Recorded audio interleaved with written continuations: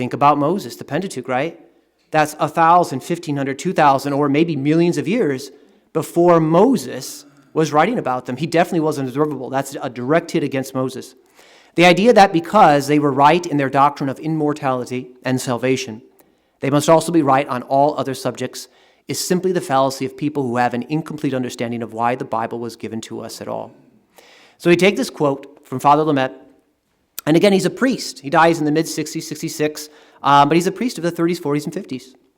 And we're going to take a look at these individuals who he says is the fallacy of people. And those individuals we're going to look at who have this supposed fallacy that Father Lament is calling out in the New York Times are three popes. And we're going to look at three popes and their encyclicals. And we're going to take a look at why Father Lament, or rather if you want to say a contradiction. So that's going to be our thing there. We have the quote.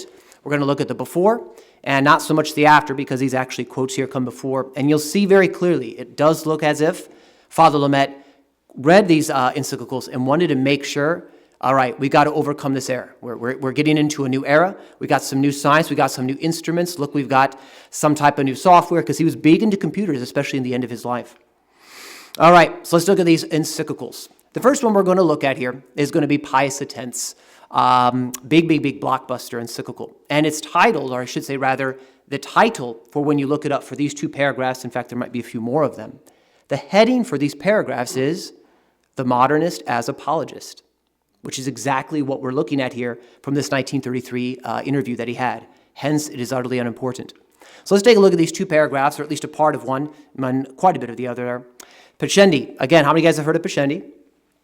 All right, it says, again, that blockbuster encyclical he's known for came out in, September of 2007? And he says here, but let us see how the modernist conducts his apologetics, as Lament was doing in the New York Times.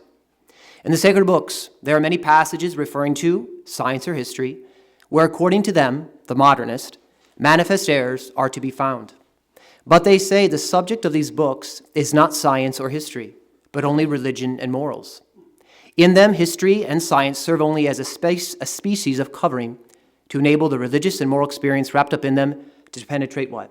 The stupid masses, right? You can't understand, like a little icon of a little monkey going to a man. You couldn't understand something like that, so we had to do something else and wrap it up in something that's a little more complicated than that even.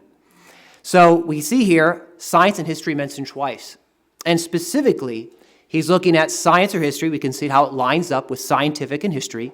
And he's mentioning the manifest errors, correlating perfectly with what Father Lament, a smart priest, a pre-Vatican II priest, is calling out. We've got to abandon this. We've got a new, updated, modern, if you want to say, view to hold to. So goes on here now to Benedict XV. This is his encyclical Spiritus Pericletus.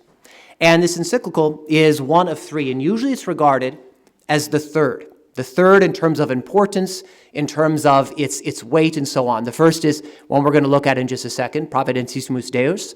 Then there's De Finia Flantu from 43, and then there's this Spiritus Pericletus. But if you're ever to read an encyclical on scriptural interpretation, this one, just under 70 paragraphs, is not used by the modernists and the liberals, because unlike the prior two that we just mentioned, there's no holes.